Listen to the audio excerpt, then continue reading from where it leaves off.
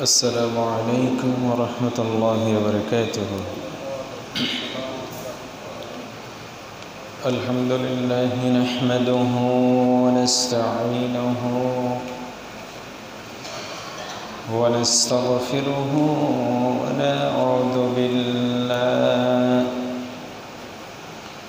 ونعوذ بالله من شرور أنفسنا ومن سيئات أعمالنا. من يهده الله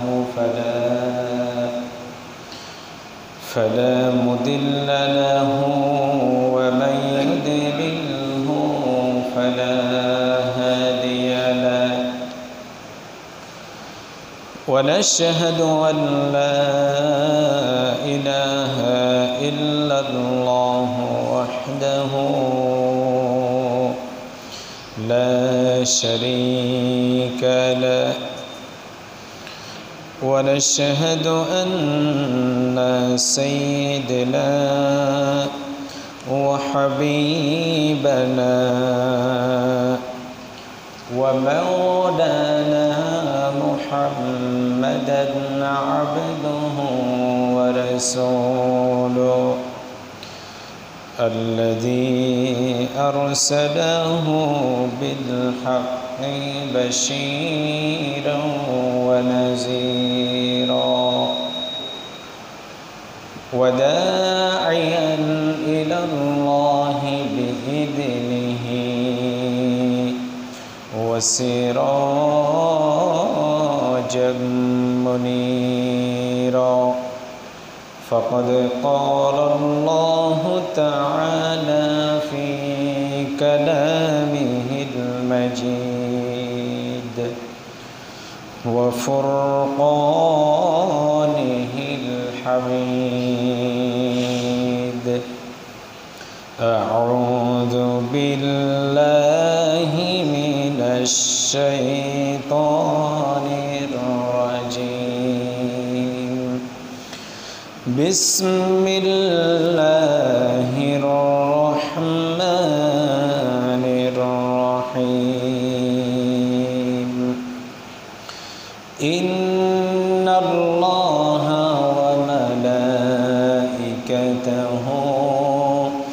يصلون على النبي يا أيها الذين آمنوا صلوا عليه وسلموا تسليما.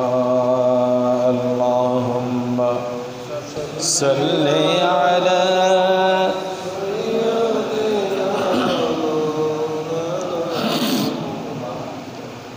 وعلى آله سيدنا مولانا محمد। দয়াল নবীর আগমনে বিশ্ব জগৎ উজালা,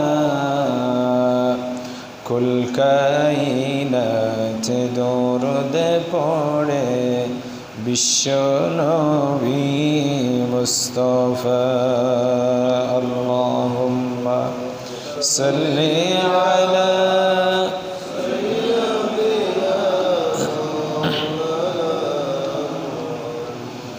وعلى آل سيدنا مولانا محمد. أعوذ بالله من الشيطان الرجيم. بسم الله الرحمن الرحيم. ومن أظلم ممن افترى على الله الكذب وهو يدعى ويدعى إلى الإسلام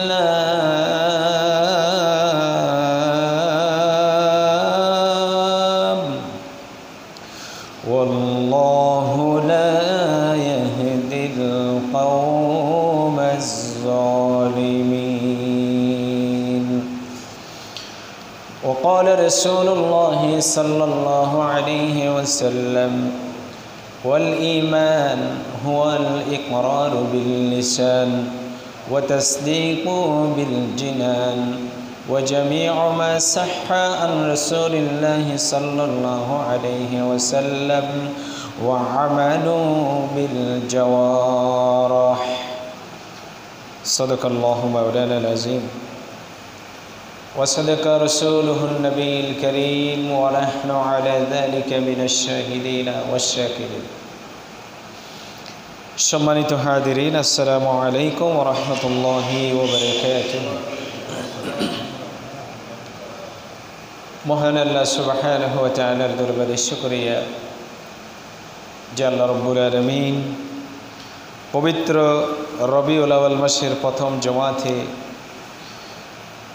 আল্লাহর ঘরে এসে তার গোলামি করার জন্য তৌফিক দান করলেন। সেজন্য মহান মনিবের দরবারে সকলে বলি আলহামদুলিল্লাহ। দরুদ ও সালাম রাহমাতাল লিল আলামিন দু জাহানের সরদার বিশ্বনবী মুহাম্মদুর রাসূলুল্লাহ সাল্লাল্লাহু আলাইহি ওয়াসাল্লামের উপরে লাখো কোটি শুকরিয়া। সম্মানিত হাজিরিন, আমি আপনাদের সামনে সূরা আস-সফের 7 নম্বর আয়াত তেলাওয়াত করেছি এবং রাসূলুল্লাহ সাল্লাল্লাহু আলাইহি ওয়াসাল্লামের সহিহ বুখারীর ভিতর থেকে একটি হাদিস তেলাওয়াত করেছি।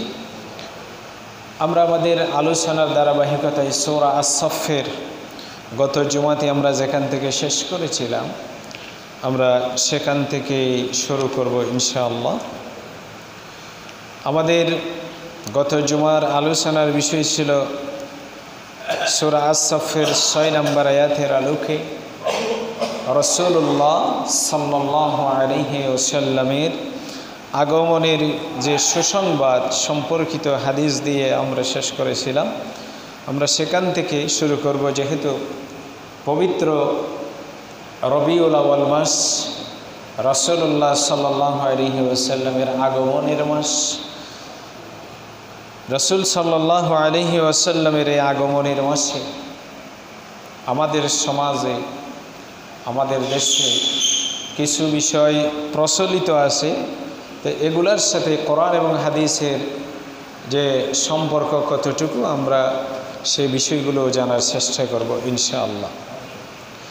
তাহলে গত জুমাতে আমাদের সর্বশেষ আলোচনার সর্বশেষ হাদিস ছিল রাসূলুল্লাহ সাল্লাল্লাহু আলাইহি ওয়াসাল্লামের আগমন সম্পর্কে কোরআনের যে আয়াত আল্লাহ রাসূল সাল্লাল্লাহু আলাইহি ওয়াসাল্লাম আমাদের সামনে, আল্লাহ রাসূল ইসলাম নিজে যে হাদিস আমাদের সামনে নিজে বলেছিলেন সেগুলো দিয়ে আমরা আমাদের মূল কথার দিকে যাব।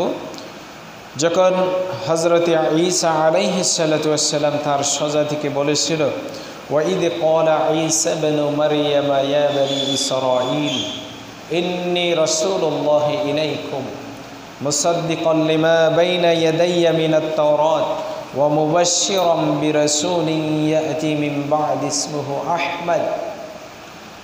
তাহলে এই আয়াত দিয়ে স্পষ্ট বোঝা যায় আল্লাহ রাসূল সাল্লাল্লাহু আলাইহি ওয়াসাল্লামের আগমনের সুসংবাদ সম্বলিত যে আয়াত রাসূলুল্লাহ সাল্লাল্লাহু আলাইহি ওয়াসাল্লাম আমাদের সামনে যে হাদিস বর্ণনা করেছিল হযরতে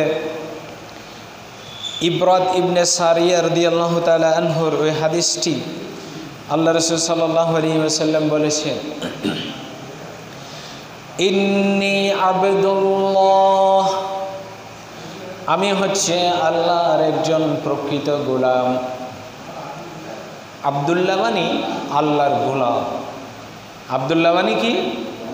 আল্লাহর গোলাম।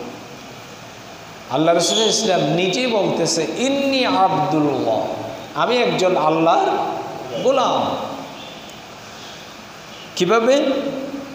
ফি উম্মিল কিতাবে লা খাতামুন নবিয়্যিন, আর আমি হচ্ছে সর্বশেষ নবী। তাহলে সর্বশেষ নবীর বিষয়ে আমরা আল্লাহ রাসূল ইসলাম যে খাতামুন নবিয়্যিন, সর্বশেষ নবী, এরপরে আর কোনো নবী আসবে। রাসূল সাল্লাল্লাহু আলাইহি ওয়াসাল্লামের মৃত্যুর পরেও অনেক মানুষেরা, অনেক মুরতাদেরা নিজেদেরকে নবী দাবি করেছিল আল্লাহ রাসূলের মৃত্যুর পরে।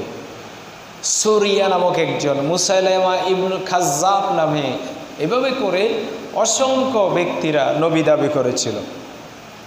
যদিও তাদের এই বিষয়গুলা, তাদের কোনো উম্মত বা তাদের কোনো জাতি টিকে নাই, কিন্তু শেষ জামানাতে এসে গোলাম আহমদ কাদিয়ানি, তার যে কিছু ভক্ত, কিছু অনুসারী এখনও আছে এবং তারা এই জমিনের উপরে বিভিন্ন জায়গায় প্রতিষ্ঠিত হয়ে আছে।